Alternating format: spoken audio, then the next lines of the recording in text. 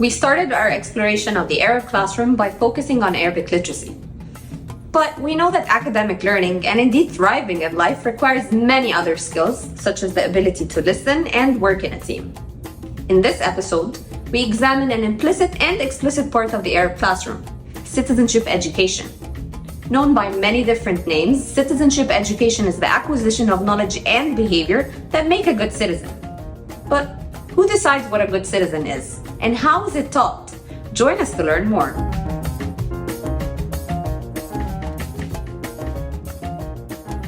Welcome to another episode of our special podcast series entitled Inside the Arab Classroom. My name is Mikey Mhenna. Today on the series, we have Muhammad Faour, who is an independent education consultant based in Canada.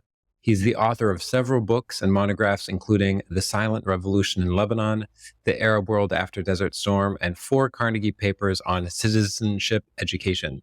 Muhammad has a PhD in sociology from the University of Michigan at Ann Arbor, and we are very excited to welcome him to the series. For your information, this series is a collaboration between New York University's Global Ties for Children and Afikra. Global Ties for Children is an international research center based at NYU, focused on supporting education and child development research in low and middle income and crisis-affected contexts. It is an honor, Muhammad, to have you on the series. Welcome to the series. Thank you for having me. So I want to talk to you a little bit about that term that I mentioned in your bio, citizenship education. What does that mean to somebody who's hearing this term for the first time? What is the best definition that you can think of to describe what that really means? Well, the approach I wrote about in Carnegie papers is kind of different from what's being used in textbooks in Arab schools. Now, in textbooks in the Arab schools, they use different terms. Sometimes they use the term national education, civic education, citizenship education. What we had in mind was that the term we used was education for citizenship, which means that you teach knowledge about citizenship, which is teaching students about what it means to have civic principles. What are the civic principles? Constitution, rights, duties, etc. That's one part. The second thing is what we call education through citizenship, which is the practical part. That is, when students go and participate in civil society, when they, say, join environment clubs, participate in elections in schools or in the community. This is kind of the practical part.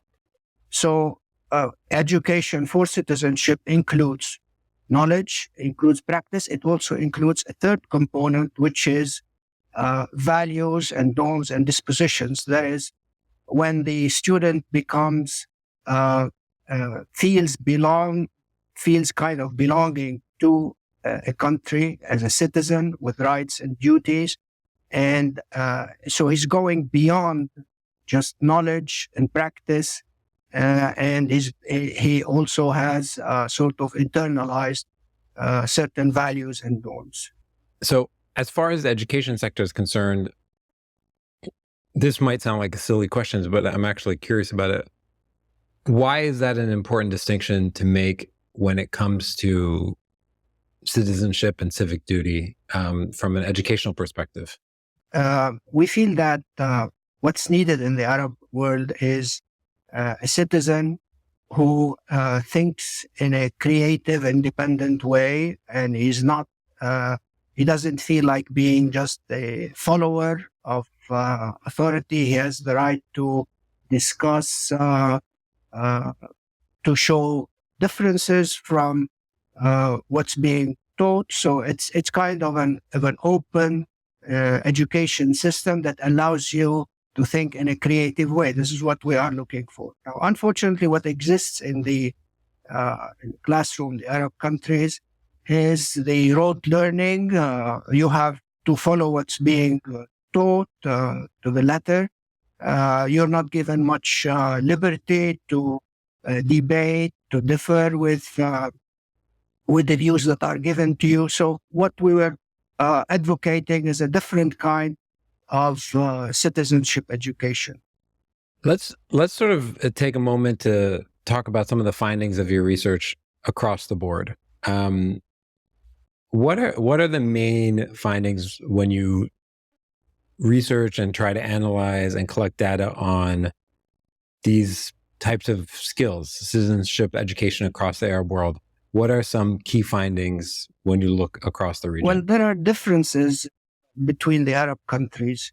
So we can distinguish between different countries on the basis of certain criteria. For instance, some major topics that are included in the subject matter civic education or citizenship education are democracy, human rights, who is a citizen, and the practical aspects of citizenship. If we look at the issue of democracy, how it's presented in textbooks, almost all textbooks, they say they accept democracy, and most of them say that their systems are democratic. So nobody is claiming to be anti-democratic, but their definition of democracy it varies from one country to another. In countries that emphasize Islam, for instance, they consider Shura system, which is the system in Islam, to be the kind of Arab Islamic model of democracy, which is not true, because democracy is a concept that was coined very much, well, hundreds of years after Islam started, and it had certain definition and criteria. So, but this is how they present it. So they would say that our system, the Shura model, is the right thing for our countries. So this is how they present it. In other countries, they like in Lebanon, they say we are democratic and we accept democracy as it is. It is in the West. There are countries that try to combine both, say, yes, we accept the Western value, but we only accept the parts that are included in our constitution and or statutes of the state. Mohammed, can I interrupt you for a second? Sorry. I'm just trying to imagine one of the listeners who might be thinking, what does this have to do with the classroom?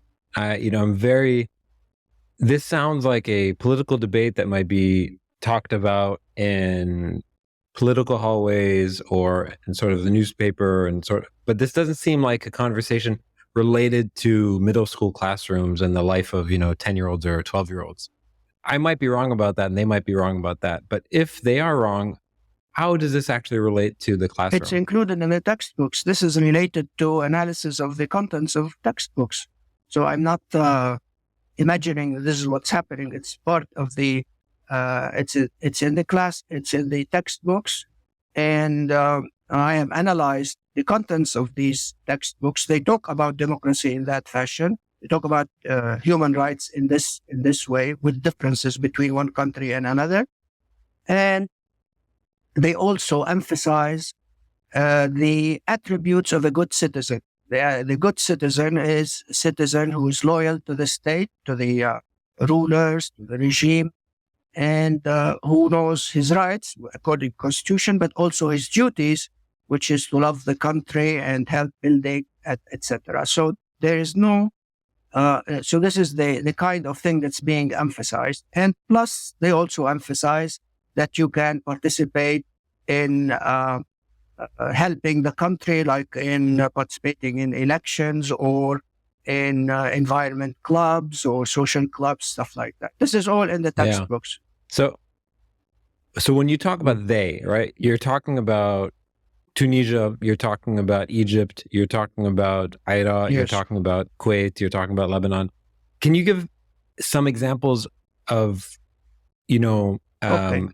the varieties from place to place? For instance, in, say, Egypt, they would say the objective of the education system there, and particularly civic education, is to raise young people who are religious, who are believers in religion, and who are also aware of their rights and duties and love their country and are devoted to help the country. But students are not stupid. They know that this is not true in reality. So there is this kind of disconnect. Now, the question is, who's doing it right? I think at some point in time, Tunisia and Lebanon were doing a better job than others in the textbooks, but there was still a disconnect between what students read and what they find in real life. Particularly now it's we cannot speak about any country, any Arab country that is considered sort of a model in regards to citizenship education. Although I've had a look at the recent textbooks that are being used now, there has been a lot of changes in form rather than content. So the term citizenship is more commonly now used, but the content did not change much. So, there's clearly a disconnect between what exists in society and what students read in their textbooks. I want to talk a little bit about the measurements and how you actually do this stuff. And let's talk about some of the data. How do you do the analysis? What does that actually look like for somebody who's listening to this podcast? How do you measure this type of stuff? Well, you cannot measure it, but it's more qualitative. But what I did in one of the studies is looking at the school climate. And it's important to note that Arab countries did not participate in the international study on civic and citizenship education. None of them participated in math and science and reading tests, not on citizenship. So the data we have is not on the Arab countries. But what research has shown is if you want to encourage students to become good citizens, you have to create a positive school climate. So what I measured there was whether the school climate in the Arab countries is positive or not, based not on the survey of citizenship, but on the survey of math and science, the TIMSS, and mainly it was TIMSS, which is the national test on math and science for grade 8. So I looked at some of the criteria for having a positive school climate, namely, one is safety, whether the student feels safe at school, safe physically, and also not suffering from verbal abuse or any kind of harassment. So there was a question about it in TIMSS. So I looked at that, at the percentage of students who felt safe in each of these countries, Arab countries. The other factor relates to the quality of teachers that you have, because teaching about citizenship, creating the school climate, requires certain type of qualified teachers. So not all teachers provide enough space for students to express themselves openly and to interact and communicate in the classroom. So the qualifications of teachers, whether or not they had the proper academic qualification and had professional development training, again, was one factor. Relationships between students and teachers. So again, if the relationship is, if they don't have good relationship with students, this is negative. I looked at also the role of parents in the school, which again would help in creating a positive climate and availability of resources for students. So there were a number of factors that were taken into account, and I created an index which showed and compared it to the international median. So if you take all countries, what is the international median score for that?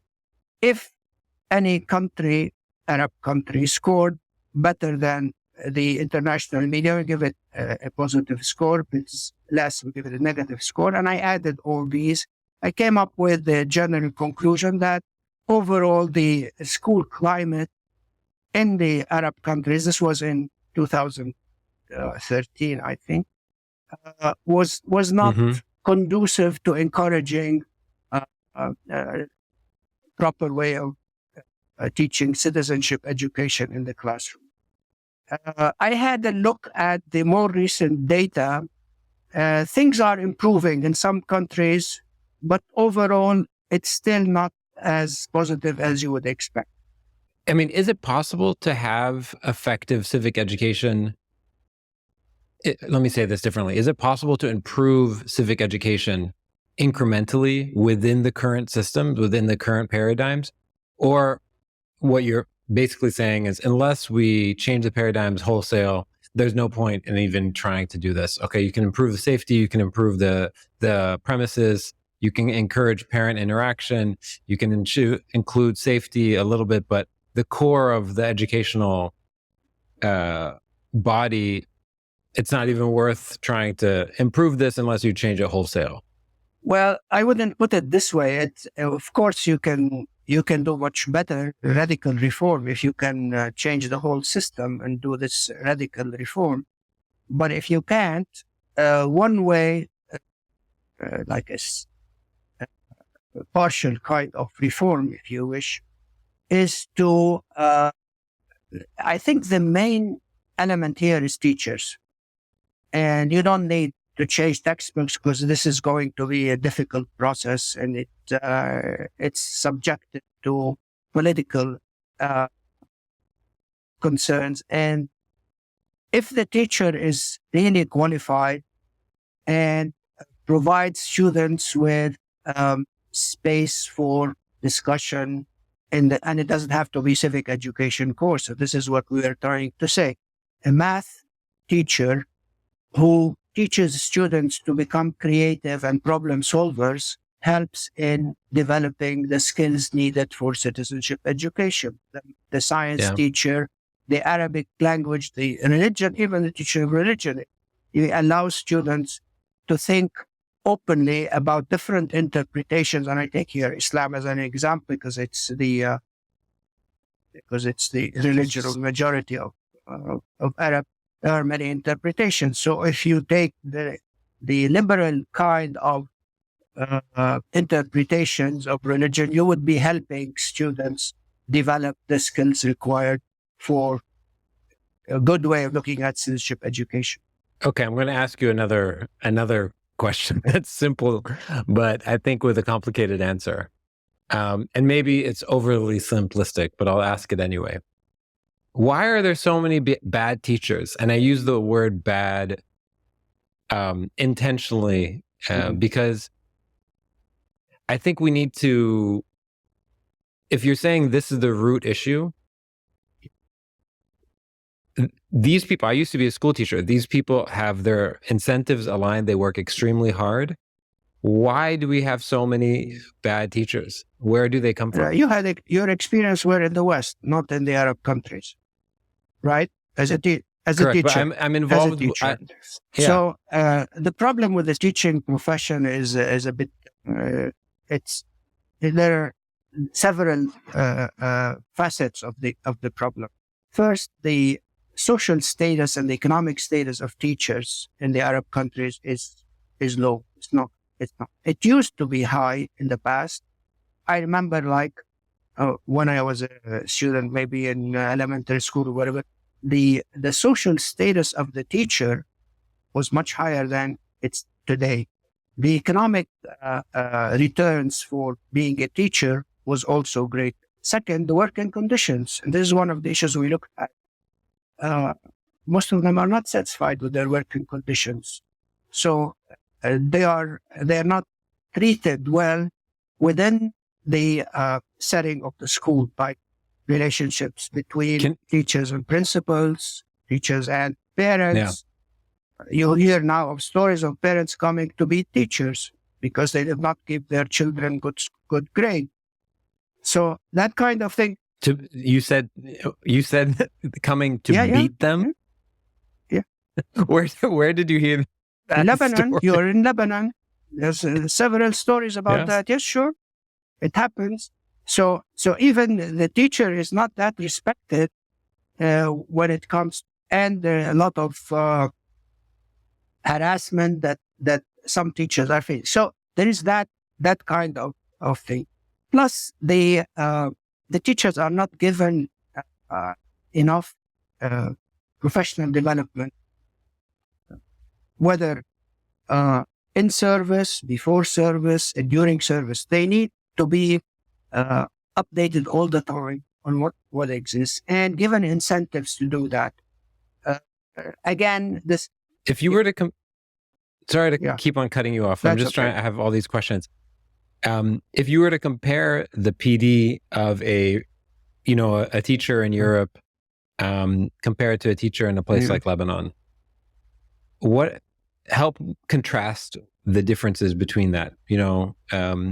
Any incoming teacher or mid-career teacher. Let me give you an example of the probably the some of the best performing education systems like Finland or Singapore.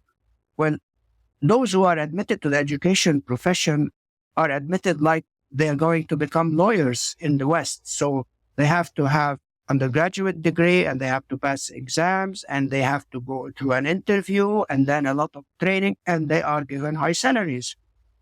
This is the kind of thing you need when you want to have good teachers that will eventually produce creative students. And now in the Gulf countries, the conditions are improving. So I would here differentiate between teachers in countries in the Levant, like in Lebanon, Jordan, Syria, and those who are teaching like in Saudi Arabia or Dubai or other places where they're receiving reasonably good salaries, and they are also allowed to participate in professional development training and stuff like that. So that's why they are getting now better results, and they are showing really significant improvement in achievement of students. I want to ask you about prescriptions going forward. What do you see for the future? I mean, what are the possible actions that can be taken? Wholesale reform of entire political systems, we'll remove those from the table. But what are some possible prescriptions to improve educational outcomes, in particular for citizenship? As I said, if we are improving the status of teachers and the qualifications of teachers, this will eventually lead to students who are more creative, more understanding of their rights and duties, and more capable of introducing change to society. I'm not optimistic about changing civic education programs or citizenship education programs because governments are sensitive about this and they will object to any real changes there. They want to continue to teach students to become loyal to the regimes and submissive. But when the teachers provide good school, good classroom climate, positive classroom climate, that will help students develop the skills needed. So is it just simply a investment issue? Some countries have more money to invest in teachers and others don't. You need to have teachers who are not only skilled in their subject matter, knowledgeable, but also able to create a positive school climate. That is, they are able to use methods that are conducive to creative thinking, problem solving, the ability of the student should feel comfortable in the classroom, not afraid of the teacher and not afraid to fail, And the relationship between teachers and students should not be a kind of authoritarian relationship which prevails in much of the Arab world. Okay, so if I'm following the logic and the sort of findings of the research so far, it would hold that private school education in the region can operate independently, can hire teachers independently, can choose their textbooks independently, can design their curriculum independently, would have a vested interest in producing global citizens and people who have a deep understanding of their civic opportunities and obligations. And it should stand that those school systems, although they're minor and small and independently run, should be very effective at doing this work. Is that true? That's true. And I think this is what they are doing. And the kind of students that they graduate, most of them, they are more or less global citizens with the kind of attributes that you would like to have. Yeah, some of these students are like that. Interesting. Okay, let's do the quick Q&A and then we're going to wrap up. The first question is, what are you reading or watching these days? I have read a memoir called Educated. It's a memoir about the power of education in transforming a person. This is the story of a lady in the States who was brought up in a rural, underdeveloped area, and how she managed to work on herself and then go further to educate herself, going to school, then to university, becoming a professor. It's an interesting memoir. Cool. Who would you love to shadow for a day, past or present? I would like to shadow Nadella, the CEO of Microsoft. I think Satya Nadella. I think he has done a good job after Gates at Microsoft. Microsoft is now ahead of all others, especially in the area of AI, artificial intelligence, ChatGPT. And it would be interesting to see how you can lead a team of creative scientists and keep them motivated to do sustainable creative work. It's a big challenge. And now, and Microsoft, of course, of competition with other tech companies like Google and Apple. What do you think people most misunderstand about your work? I think that it's not my particular work, but I think maybe people misunderstand what sociology is about. And I moved from basic science to social science. So I had bachelor degree in biology and chemistry, and I was supposed to go to medicine and changed my mind. So many didn't understand why go to sociology. What is sociology about? What does it sell? Many here think of in terms of selling and buying. And so this is probably the kind of thing. And also during my career, I moved from one area to another for different reasons, sometimes just by accident. So like I got interested in conflict and resolution because the president of the university wanted to create a new program, and Dean nominated me to participate in it, and I thought it was a new, important, challenging thing. So I didn't plan it, but I got it. And many would say, well, why move away from demography, which is also an important area? Again. Interesting. And the last one is, whose work do you admire or are inspired by? Actually, no particular person. It depends on the stage of my life. Like when I studied population and development, I was inspired by my late teacher, Ronald Friedman, who was a pioneer in demography in the US. But when I moved to conflict analysis and resolution, I I was more inspired by people like Roger Fisher and Jeff.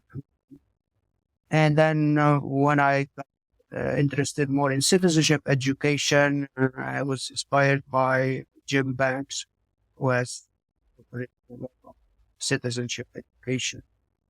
On a generally professional level, I was inspired by my former teacher and also boss at the UN, Joe Shavey. Very cool. Well, Muhammad, thanks so much for joining the series. I really appreciate it. This series is all about exploring classrooms across the Arab world and understanding what factors make them tick and shape the educational outcomes for students. And this was surely an interesting aspect of it. So thank you so much for joining us.